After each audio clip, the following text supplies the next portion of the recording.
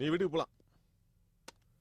கொலை கேஸ்ல உள்ள வந்து தற்கொலைக்கு தூண்டுதா மாறி இப்போ ஒண்ணுமே இல்லாம வெளியே போற. ஜாக்கிரதை. இனிமேலாவது ஒழுங்காயிரு. ஏன் சார், உங்களுக்கு ஏதாவது முன்விரோதம் இருக்கா? அதெல்லாம் ஒண்ணும் இல்லையே. நான் என் கடமையை தான் செய்யறேன். அவங்கள வெளியே விட வேண்டியதும் உங்க கடமை தான் அப்படின்னு கோர்ட்டு சொல்லுது.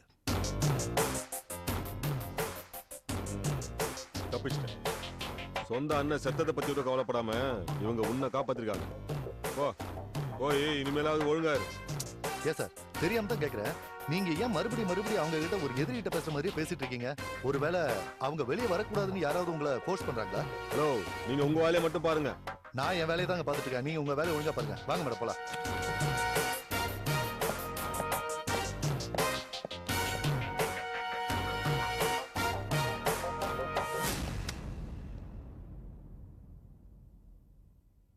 காலம்தான் எல்லா காயத்துக்கும் மருந்துன்னு கேள்விப்பட்டிருக்கேன். ஆனா எங்க அப்பா அம்மா இறந்த பிறகு என் மனசுல இருந்த காயம் ஆறவே இல்லை. ரேவதியை பாத்துக்கணுங்கிறதுக்காக லீவ் போட்டுட்டு நான் வீட்லயே இருந்தேன். அதிர்ச்சி மேல அதிர்ச்சியா வந்துட்டு இருந்த எனக்கு அன்னைக்கு ஒரு அதிர்ச்சி காத்துட்டு இருந்தது.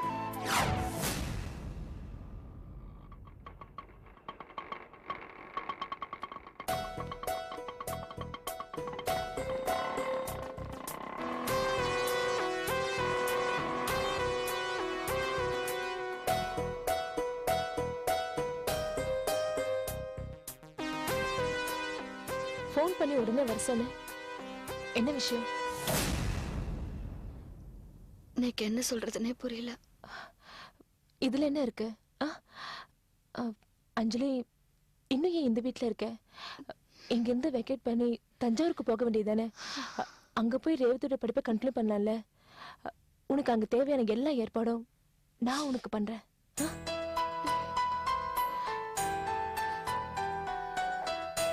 அஞ்சலி, நீ ஒரு டாக்டர். சாவு இயற்கையான. எத்தனை சாவை பார்த்திருப்போம், எத்தனை அழுகையை பார்த்திருப்போம். உங்க அம்மா அப்பா இருந்து 2 மாசம் ஆகுது. நீ இன்னும் அதுல இருந்து வெளியே வரலனா இந்த குடும்பத்தை எப்படி நிலைநிறுத்த முடியும்? உன் தங்கச்சி எப்படி கரை சேர்க்க முடியும்? அதை நினைச்சுட்டு தாண்டி அழுறேன். ரேவதிக்கு ஏதாவது பிரச்சனையா? அவ ரொம்ப டிப்ரெஸ்டா இருக்கா. 2 நாளா எதுவுமே சாப்பிடல. ஒரு மூலையில உட்கார்ந்து அழுதுண்டே இருக்கா. ரொம்ப இன்பேலன்ஸ்டா இருக்கா. நான் அவ பக்கத்துல போனாலே ஓடி போயிடுறா. அவ கைய தொடலான்னு போனா கைய தட்டி விட்டுடுறா. எங்க அப்பா அம்மா சாவுக்கு நான் தான் காரணம்னு நினைச்சு என்ன வெறுக்கிறா போல இருக்கு. எனக்கு என் தங்கச்சி வேணும்.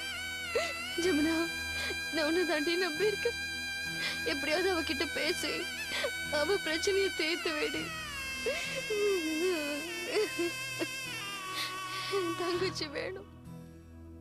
அஞ்சலி, நீ அழாத ப்ளீஸ். நான் பாத்துக்க.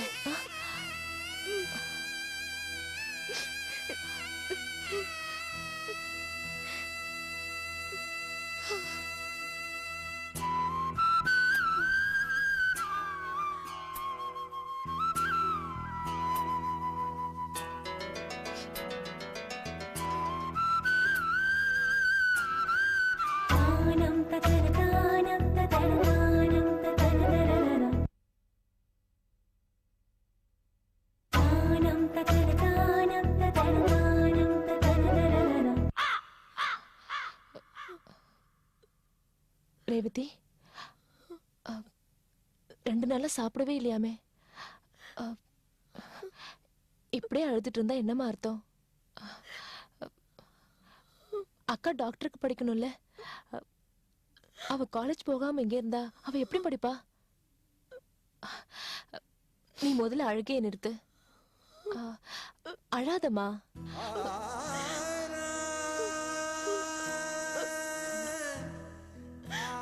அப்பா அம்மா ஞாபகம் வந்துச்சா?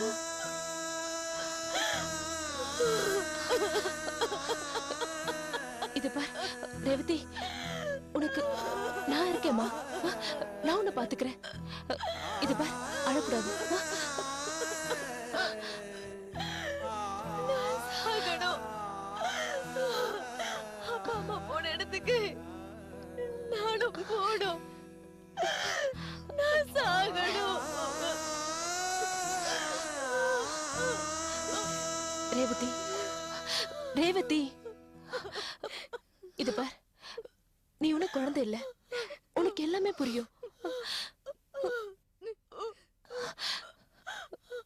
இழப்புங்கிறது யாருக்குதான் இல்ல, எல்லாருக்குமே வரும். இப்போ உனக்கு 16-17 வயசு இருக்குமா? எனக்கு 12 வயசு இருக்கும்போது நான், எங்க அம்மா, எங்க அப்பா எல்லாரும் கார்ல ரொம்ப ரொம்ப ஜாலியா போயிட்டு இருந்தோம். அடுத்த நிமிஷம் அவங்க சாக போறாங்கன்னு தெரியாம நான் எங்க அம்மா கூட சிரிச்சு சிரிச்சுக்கிட்டு நாங்க எவ்வளவு ஜாலியா போயிட்டு இருந்தோம் தெரியுமா? எங்க அம்மா எனக்கு ஆசையா ஒரு ஆப்பிள் கொடுத்தாங்க. அந்த அந்த ஆப்பிள் எடுத்து நான் சாப்பிடலான்னு வாயில வைக்கும் போது கண்ணிமைக்க நேரத்துக்குள்ள ஒரு லாரி வந்து எங்க காரை அடிச்சிருச்சு. எங்க அப்பா அம்மாவும் ஏன் கண்ணு முன்னாடியே செத்து கிடந்தாங்க. எங்க அம்மா கொடுத்த ஆப்பிள் என் கையில இருக்கு. ஆனா எங்க அம்மா இல்ல, எங்க அப்பாவும் இல்ல.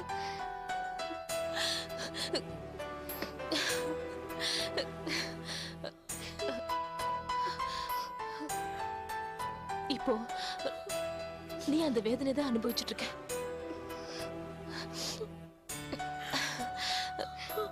ரேவதி, நீ தைரியமான பொண்ணு. உங்க அக்கா கோழமா, அவளுக்கு நீதான் நங்கூரமா இருந்து அவளை காப்பாத்தணும். நீ இப்படி அழுதுகிட்டே இருந்தீனா அவ எப்படி தைரியமா இருப்பா?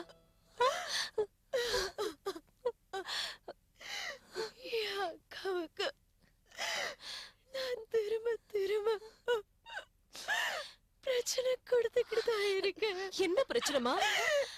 நான் சாகணும், நான் சாகணும். இது பார், நீ மறுபடியும் சாப்பிட சொன்ன அப்ப நானே அடிச்சிருவேன். யாரும் யாரும்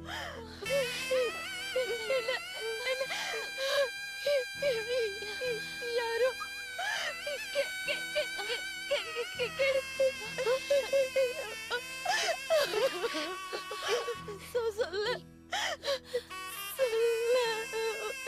தெரியல. என்னம்மா? இல்ல இல்ல, இது பார், முடியல. என்ன முடியல? வயிறு வலிக்குது. என்னால யாரும் பீரியட்ஸ் 2 மாசம்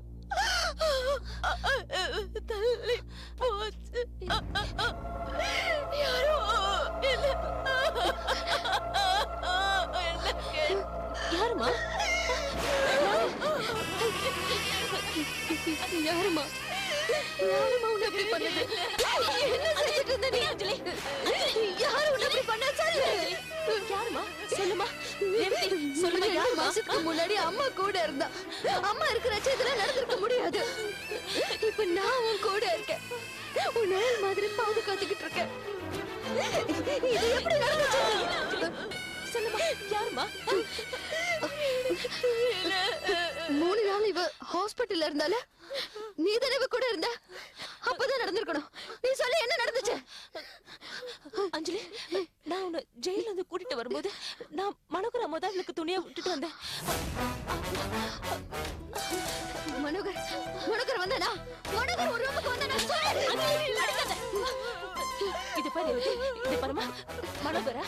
மனக்குள்ள வந்த என்னடி தெரியல எல்லாத்துக்கும் தெரியல தெரியல அஞ்சலி தெரியல தெரியலன்னு சொல்லி என் உயிரை வாங்குறான் என் உயிரை வாங்குறான்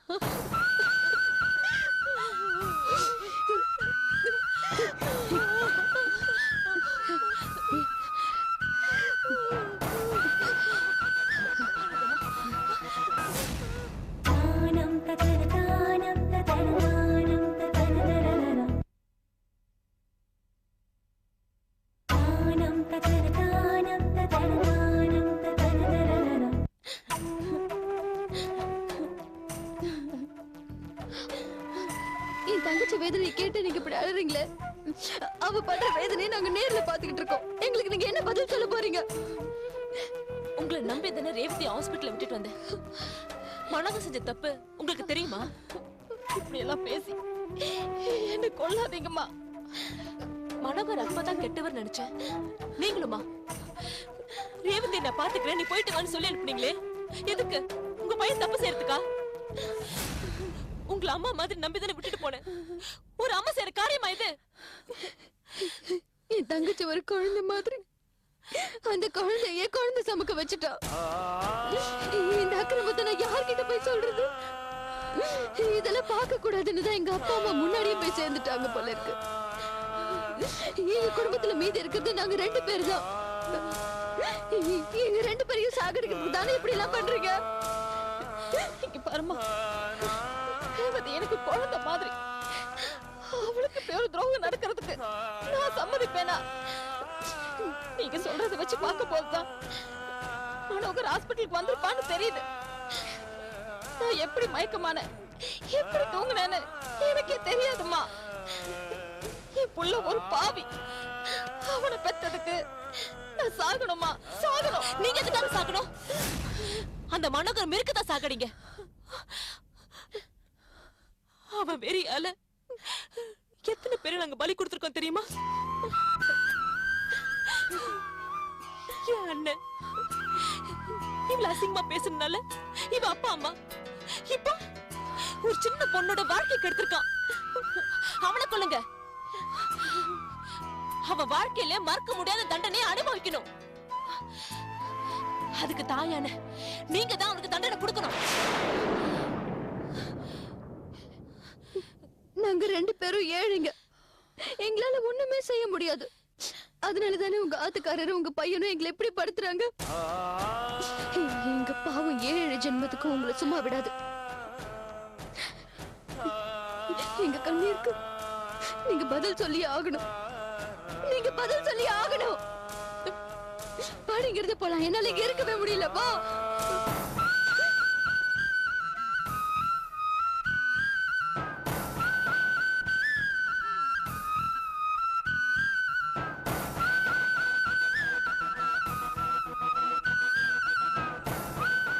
அவன் வாழ்க்கையில மறக்க முடியாத தண்டனையை அனுபவிக்கணும். அதுக்கு தாயான நீங்க தான் அவனுக்கு தண்டனை கொடுக்கணும். அவன் வாழ்க்கையில மறக்க முடியாத தண்டனையை அனுபவிக்கணும். அதுக்கு தாயான நீங்க தான் அவனுக்கு தண்டனை கொடுக்கணும்.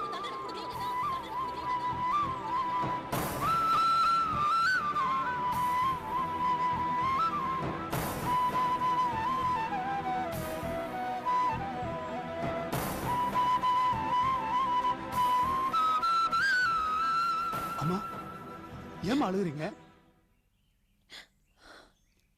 எவ்வளவு நேரமா இப்படியே நின்றுட்டு இருப்பீங்க? வாங்கம்மா, வீட்டுக்குள்ள போலாம். நான் எதுக்கு வீட்டுக்குள்ள வரணும்? ஒரு புள்ளைய சரியா வளர்க்க தெரியாத அம்மா உயிரோடவே இருக்க கூடாது. நீங்க என்னமா பண்ணுவீங்க? இது எல்லாத்துக்கும் காரணம் ஐயா தான். ஐயாவால தான் மனோர் தம்பி இந்த அளவு கெட்டு போச்சு. இல்ல, ஒரு புள்ள நல்லவனா வளர்றதும் கெட்டவனா வளர்றதும் அம்மா கிட்டதான் இருக்கு. அவனை சின்ன வயசுலே நான் கண்டிச்சிருக்கணும். அவங்க அப்பா செல்லம் கொடுக்கும் போதெல்லாம் அதை நான் தடுத்திருக்கணும். வீடு எவ்வளவு அழகா இருக்கணும், டைனிங் டேபிள் இங்க வைக்கணும், சோஃபா செட்டை அங்க போடணும், தோட்டத்துல புல்லு இங்க வளர்க்கணும், கல்ல இங்க போடணும்னு செய்ய தெரிஞ்ச எனக்கு ஒரு புள்ள யார் கூட பழகணும், எப்படி வளர்க்கணும்னு செய்ய தெரியாம போச்சு. நல்ல அம்மாவா இருக்க தெரியல. ஒரு புள்ளைய பார்த்து இவன் தான் என் புள்ளன்னு என்னைக்கு ஒரு தாயால பெருமையா சொல்ல முடியாம போச்சோ அன்னைக்கே அவ தோத்துட்டா. ஒரு பொண்ணு தங்கச்சியா தோத்து போலாம், பொண்டாட்டியா தோத்து போலாம், ஆனா தாயா தோக்கவே கூடாது. நான் தோத்துட்டேன். அஞ்சலிக்கும் அவ தங்கச்சி ரேவதிக்கும் என் புள்ள செஞ்ச துரோகத்துக்கு அவன் நிச்சய தண்டனை அனுபவிச்சு ஆகணும். அந்த தண்டனை வாழ்நாள் பூரா அவன் மனசுலயே இருக்கணும். இன்னொரு பொண்ணுக்கு இப்படி ஒரு துரோகத்தை அவன் பண்ணவே கூடாது. கூப்பிட்டாரேற வயசுல அவனும் இல்ல, எனக்கு அந்த சக்தியும் இல்ல. அதான் அவன் மனசுல அடிக்கிறதா முடிவு பண்ணிட்டேன். நான் போறேன். அம்மா, தப்பா எந்த முடிவும் எடுத்துறாதீங்கம்மா. எங்கம்மா போவீங்க? மெட்ராஸுக்கு போறேன். ஐயா வந்து கேட்டா மெட்ராஸ் வீட்டுக்கு போயிருக்கேன்னு சொல்லுங்க. என்ன அங்க வந்து பார்க்க சொல்லு. அம்மா வேணாமா, நம்ம மனோர் தம்பியை திருத்திடலாமா? வேண்டாம், அவனை திருத்தவும் முடியாது. என் கண்ணுல இருந்து அஞ்சலி ரேவதியும் அழுத காட்சிய அழிக்கவும் முடியாது. நான் அவனுக்கு தண்டனை கொடுக்கறதா முடிவு பண்ணிட்டேன். பெத்த தாயாலதான் இப்படி ஒரு தண்டனையை கொடுக்க முடியும். சிவதானம், அம்மா, எனக்காக ஒரே ஒரு உதவி பண்ணுவீங்களா? சொல்லுங்கம்மா, உங்களுக்காக நான் என்ன வேணாலும் செய்யறேம்மா. முடிஞ்சா அஞ்சலிக்கு உதவி பண்ணுங்க. சரிங்கம்மா.